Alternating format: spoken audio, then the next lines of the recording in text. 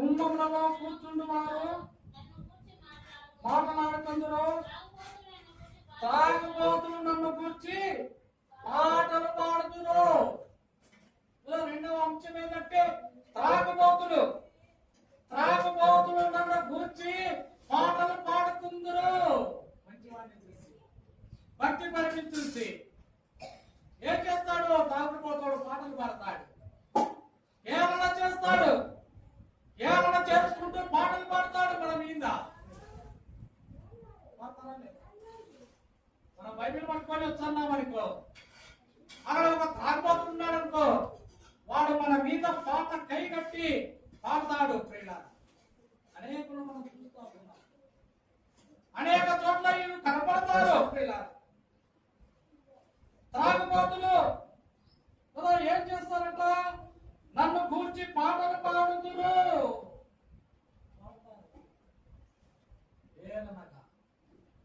ఏమన్నా చేసుకుంటూ పాటలు పాడతారు. చూడండి, ఆది కాండము తాగుబోతుల యొక్క స్థితి ఏ విధంగా ఉంటుందో మనము చూస్తాము. ఆది కాండము 19వ అధ్యాయము, ఆది కాండము 19వ అధ్యాయము 32వ వచనం నుంచి మనం చూస్తే, మన తండ్రికి ద్రాక్షారసం త్రాగించి అతనితో శయనించి మన తండ్రి వలన సంతానం కలగజేసుకుందాం రమ్మని చెప్పాను. ఆ రాత్రి వారు తమ తండ్రికి ద్రాక్షారసం త్రాగించిన తర్వాత అతని పెద్ద కుమార్తె లోపలికి వెళ్లి తన తండ్రితో శయనించెను. కానీ ఆమె ఎప్పుడు శయనించెనో ఎప్పుడు లేచిపోయానో అతనికి తెలియదు. ద్రాక్షారసం త్రాగిన వారికి ఏం చేస్తున్నారో తెలియదు కదా. వాడు తాగి పడిపోయినాడు అనుకో, నువ్వు పోత కాంత తాగిపోవడానికి గుర్తుండదు. వాడి మీద ఉమ్మేసుకో, వాడికి గుర్తుండదు. త్రాగుబోతులు ప్రియులారా, ఇక్కడ లోతు సొదొమ గొమొర్రా పట్టణాలను నాశనం చేసినాడు. దేవుడు అగ్నితో కాల్చి వేసినాడు. లోతు భార్య వెనక్కి తీసి ఉప్పుతమైపోయింది. ఇప్పుడు లోతు కుమార్తెలు ఉన్నారు. వారు వేరే పట్టణానికి పోవాలంటే భయపడి అక్కడే ఒక ప్రియులారా ఒక సొరంగంలో వాళ్ళు ఉన్నారు. ఉన్నప్పుడు ఇద్దరు కుమార్తెలు మాట్లాడుతున్నారు. లోక మర్యాద చొప్పున మనతో పోటకు ఎవరు లేరు, మన తండ్రి వలన పిల్లలకు అందామని చెప్పి. మరి అట్లే ఉంటే తండ్రి చెంపలు మనం కొడతాడు, చెంపలు వాయిస్తాడు మాట చెప్తే.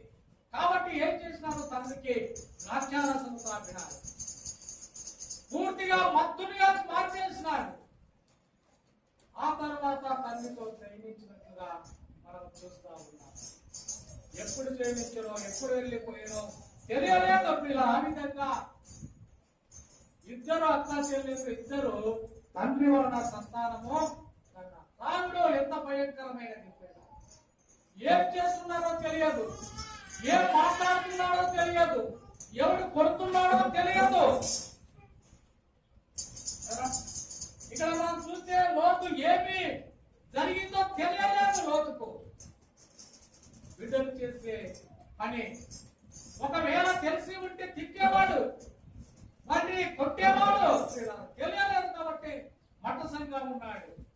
తాగుబోతులకు తెలియదు, తెలియదు, ఏమి మాట్లాడాలో తెలియదు. కాబట్టి ఒక తాగుబోతుడు మొన్న నా దగ్గరికి వచ్చినాడు. మా ఊళ్ళో మంచి తాగుబోతుడు తల్లిని భార్యను ఒకటే పెట్టి తిరుగుతా ఉంటాడు. వాడు ఏం పని చేస్తాడో ఏం కథనో కానీ డబ్బులను తెచ్చి ఇంట్లో ఇస్తున్నాడో లేదో కానీ వారిని కొనగని పోతే లేదు. మాకు బాగా ఇష్టపడుతున్నాయి, మాకు ఇంటికి దగ్గరనే ఉంటాడు కాబట్టి అందరికీ తెలుసు. చాలా మందికి అంత భయంకరంగా తింటా ఉంటాడు. రోజు వచ్చి అన్నా నేను మీ చర్చికి వస్తానన్నాను. ఏమి అంటే నాకు సావాలని అనిపిస్తుంది, నేను మీ చర్చికి వస్తానంటే రానే నాకు సమర్థ జనులకు ప్రార్థనా మందిరము అన్నాడు. మరి ఇంతవరకు రాలేదు. మళ్ళా నిన్న కనపడి నేను నువ్వేదో చెప్తా ఉంటానే, ఈ తాగుడు మానుకునేటప్పుడు నాకు ఏదో చెప్పుకుంటాడు. నా దగ్గర మంత్రాలు ఏం లేదు అంటే చెప్పినారులే, పాపన్న దగ్గరకో పాపన్న కూర్చోబెట్టుకొని చెప్తాడు ఏదో మాటలు, అప్పుడు తాగుడు మర్చిపోతావు అన్నాడు. నువ్వు దేవుని మందిరానికి వస్తే చెప్తాను, నీకు ఇక్కడ చెప్పమంటే చెప్పను. కాబట్టి వాడు దేవుని మందిరానికి రాకుండా తాగులోనే ఉంటున్నాడు, తాగుడుగా జీవిస్తా ఉన్నాడు. ఏమి చేస్తున్నాడో వాడికి తెలియదు. భార్యను ఆక్షేపిస్తాడు, తల్లిని కూడా ఆక్షేపిస్తాడు. ఇద్దరిని ఒకే రకంగా తింటా ఉంటాడు. తాగుడు చాలా భయంకరమైన పాపం అని దేవుని యొక్క వాక్యము తెలియజేస్తా ఉంది. చూడండి, మొదటి సమూయేలు గ్రంథంలో మనం చూస్తాము. మొదటి సమూయేలు గ్రంథము మొదటి సమూయేలు గ్రంథము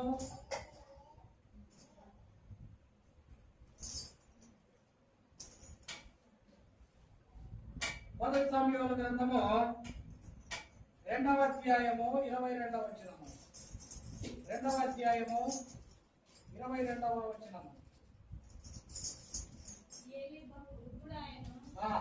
ఇశ్రాయేలులకు తన కుమారులు చేసిన కార్యములన్నీ వారు ప్రత్యక్ష గుడారం యొక్క ద్వారం దగ్గరకు సేవ చేయటకు వచ్చిన స్త్రీలతో చేయించుటయని మాట చెవినిపడగా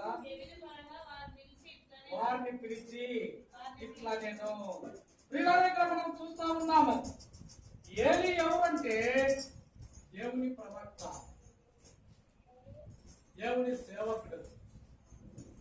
దేవుని సేవకుడు బహువృద్ధుడు. ఆయన ఇశ్రాయేలులకు తన కుమారులు చేసిన కార్యములన్నీ వారు ప్రత్యక్ష పురాణం యొక్క ద్వారం దగ్గరకు సేవ చేయటకు వచ్చిన స్త్రీలతో చేయించుకునే మాట చెవిని పడగా వారు వారిని పిలిచి ఇట్లా రెండు కుమారులు మందిరానికి వచ్చే అమ్మాయిలతో వాళ్ళు సేవిస్తూ ఉన్నారు. ఎంత భయంకరం! అన్ని జనాంగంలో కూడా జరగదు. ప్రవక్త కుమారులు, దేవుని ఏర్పాటు చేసుకున్న సేవకుని కుమారులు మందిరానికి వచ్చే వాళ్ళతో ఈ విధంగా వీళ్ళే కాదు, ఇప్పుడు అనేకులు కనబడుతున్నారు. నంద్యాల పట్టణంలోనే ఇప్పుడు ఆల్రెడీగా ఒక కేసు జరుగుతా ఉంది. ప్రతిరోజు వీడియోలు వస్తూనే ఉన్నాయి. వాళ్ళు తాగుడు రోజులు అనుకాలను ఏమనుకాలను వాళ్ళను భయంకరమైన నిర్దర్శనం జరిగే పిల్లల వాళ్ళు కదా. ఆయన సేవకుడు ఒక అమ్మాయితో పాపం చేసినాడు, ఖర్చు తీసేపించినాడు. ఇప్పుడు నేను చేయలే అంటున్నాడు. ఏం చేయాలి? నాకు మరణం తప్ప వేరే గత్యంతరము లేదు అని అంటా ఉంది. ఒక విశ్వాసరాలు అమ్మాయి పడిపోతే ఎవరు సపోర్టుగా లేరు. అక్కడ ఎక్కడో దూరంగా ఉన్న సేవకులు వీడియోలు పెడతా ఉంటారు. నంద్యాల ప్రాంతంలో ఎవరు సపోర్ట్ చేయడం లేదు. ఎంత భయంకరమైన ఒక సేవకుడు ఈ విధంగా చేసినట్లయితే మరి ఏలీ కుమారులు కూడా ఆ విధంగా కదా, ఏలీ కుమారులు త్రాగి స్త్రీలతో పాపము చేసినట్లుగా మనం చూస్తా ఉన్నాం. ఈ దైవజనుడు కూడా తాగే ఆ పని చేస్తుంటాడని అనుకోవచ్చు మనము కదా. చూడండి, మత్తయి సువార్త 24వ అధ్యాయంలో మనం చూస్తాము. మత్తయి సువార్త 24వ అధ్యాయము 48వ వచనము. అయితే దుష్టుడైన యొక్క దాసుడు నా యజమానుడు ఆలస్యం చేస్తున్నాడని తన మనసులో అనుకుని తన తోటి దాసులను కొట్ట మొదలు పెట్టి తాగుబోతులతో తినుచు త్రాగుచుండెను. త్రాగుబోతులతో తినుచు త్రాగుచుండెను. ఎవరో ప్రియులారా, దుష్టుడైన యొక్క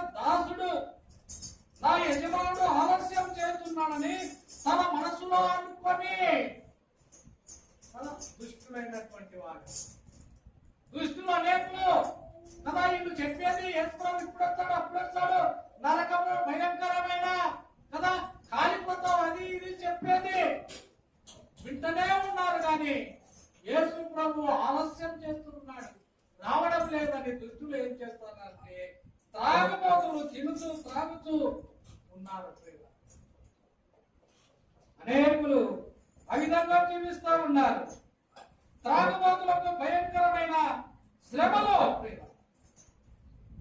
త్రాగుబోతులు తిరుగుతూ తాగుతుంటే ఆ దాసుడు కనిపెట్టని దినములలోనూ వాడు అనుకున్న గడియలోనూ వాడి యజమానుడు వచ్చి వాడిని నరికించి వేషధారులతో కూడా వారికి పాలు నియమించును.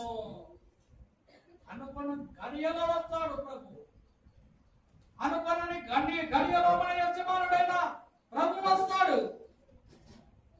యేసుప్రభు వస్తాడు, యేసుప్రభు వస్తాడు, రెండవ రాకడలో వస్తాడని చెప్తా ఉంటే అనేకులు నిర్లక్ష్యం చేస్తా ఉన్నారు. అనుకున్నని గడియలో వస్తాడు. ఆయన వచ్చినప్పుడు నీ వేషధారులతో కూడా వాటికి పాల్పంపులు నియమించును అని అంటూ 51వ వచనంలో అక్కడ ఏడుపును కళ్ళు కొరుకుతాయో నుండును. పాతాళంలో ఏముంటాదంట? ఏడుపు, కళ్ళు కొరుకుట. ఏడ్చగాడికి పోవాలనిపిస్తుందా? ఎవరైనా మనల్ని చూసి పళ్ళు కొరుకుతా ఉన్నాడు అనుకో, తట్టుకోలేము. ఏం రాను నా మీద పళ్ళు కొరుకుతావు? ఆ నరకంలో నిత్యము పళ్ళు కొరుకుతాయే ఉంటుంది. నేను ఎలా ఉంటావు?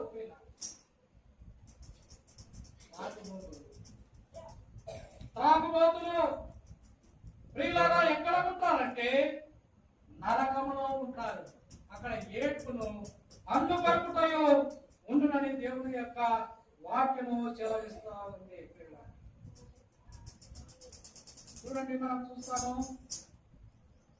కొరింథీయులకు రాసిన మొదటి పత్రిక, కొరింథీయులకు రాసిన మొదటి పత్రిక 5వ అధ్యాయము 11వ వచనము.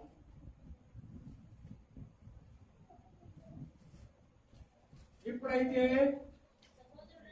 సహోదరుడు అనబడిన వాడు ఎవరైనాను జారుడు గాని, లోబి గాని, విగ్రహారాధికుడు గాని, తిట్టుబోతు గాని, తాగుబోతు గాని, దోచుకొనవాడు గాని అయి ఉన్న ఎడల అట్టి వారితో సాంగత్యము చేయకూడదు, భుజింపను కూడదు కదా. తాగుబోతుతో సాంగత్యం చేయకూడదు, వారితో తినకూడదు,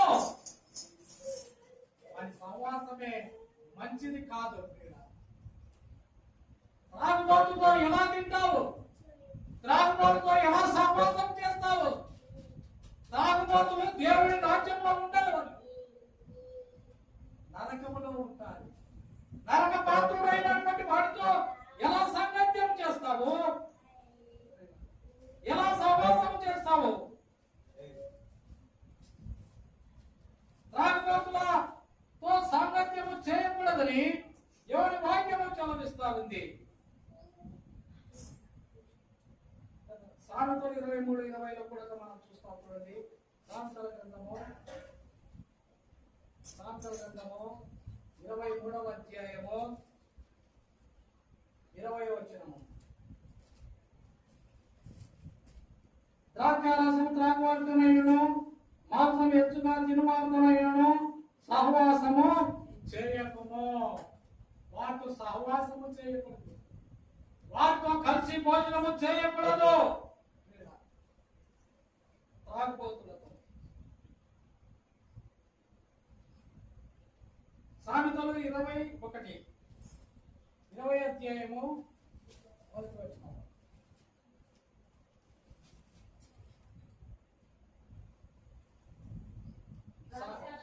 ద్రాక్షారసము వెక్కిరింతల పాలు చేయును, అల్లరి పుట్టించును కదా. ద్రాక్షారసము వెక్కిరింతల పాలు చేయును, మద్యమము అల్లరి పుట్టించును. ద్రాక్షారసము వెక్కిరింతల పాలు కదా. ఎవరు చూసినా వాడిని నక్కుండా పోక ఏం చేస్తారు, వాడు తాగాడ పడిపోయినాడు అనుకో కదా, వాడి పైన గుడ్డలు ఉండేది తెలియదు వాడికి కదా, ఎక్కడ పట్టుకున్నాడో తెలియదు. అందులో పొరలాడిపోయిన కుత్తలు కూడా వాడు పడి హాయిగా నిద్రపోతా ఉంటాడు. వెక్కిరింతల పాలు ప్రియుల, ద్రాక్షారసము వెక్కిరింతల పాలు చేయును. ఎగతాళి చేసే వాడిగా చేస్తాడు. నిన్ను ఎక్కడంటే అక్కడ కూడా కొడతాడు. నీ పైన గుడ్డలు ఉన్నావో లేదో నువ్వు చూసుకునే స్థితిలో పడుగా ఉండవు. ద్రాక్షారసము అటువంటిది. తాగి చనిపోయిన వాళ్ళు అనేకులు ఉన్నారు. తాగి చనిపోయిన వారు భార్య పిల్లలు అల్లాడి చస్తా ఉన్నారు.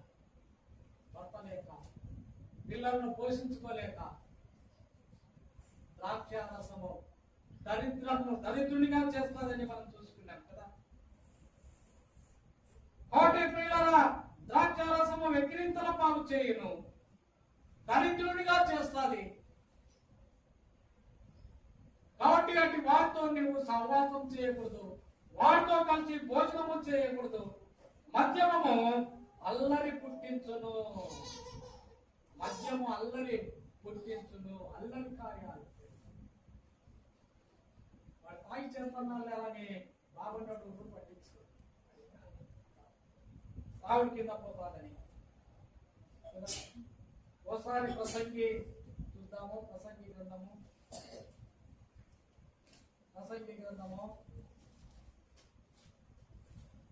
10వ అధ్యాయము 19వ వచనము.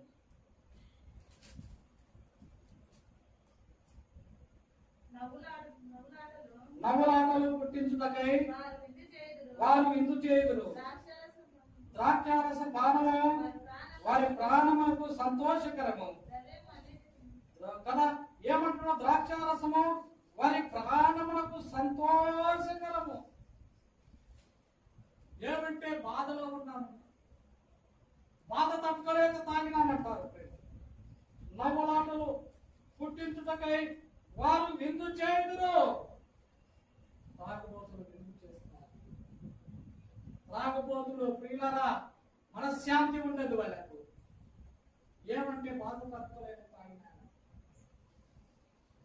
ఈ విధంగా ప్రియులారా, త్రాగుబోతులు దేవుని రాజ్యానికి వారసులు కాదని మనకు స్పష్టంగా తెలియజేస్తా ఉంది. మధ్యాహ్న సమయంలో తిండిపోతులు, త్రాగుబోతులు గా మనము జీవిస్తా ఉన్నామా? పరీక్షించుకుందాం. యోగ్యమైన రీతిలో మనం ప్రభువులలో పాలు పంపులు పొందాం. దేవుడి చిత్తమైతే నెక్స్ట్ వారం కూడా ఈ బోతుల మీదనే మనము ధ్యానించుకుందాం. రకరకాల బోతులు మనకు కనబడతారు పరిశుద్ధ గ్రంథంలో. మనం చూసినట్లయితే అనేక మంది బోతులు మనకు కనబడతారు. చిన్ని బోతులు, తాగుబోతుల గురించి మనం ధ్యానించుకుందాం. దేవుడి చిత్తమైతే కదా, సోమరిపోతూ, నిద్రపోతూ, పొగరపోతూ, తిట్టిపోతూ కదా, ఇంకా ఎన్నో రకాలు, తిరుగుపోతూ, గొడ్డుపోతూ అని రకరకాల బోతులు మనకు పరిశుద్ధ గ్రంథంలో మనకు కనబడతాయి. దేవుడి చిత్తమైతే నెక్స్ట్ వారం మరొక 2-3 ధ్యానించుకుంటాం. దేవుడి మాటలను మన వెనుకలో దీవించి ఆశీర్వదించను గాక. ఆమేన్. ఒకరిలాంటి మనం పరీక్షించుకుంటూ మన ప్రభువులలో పొందుదాము.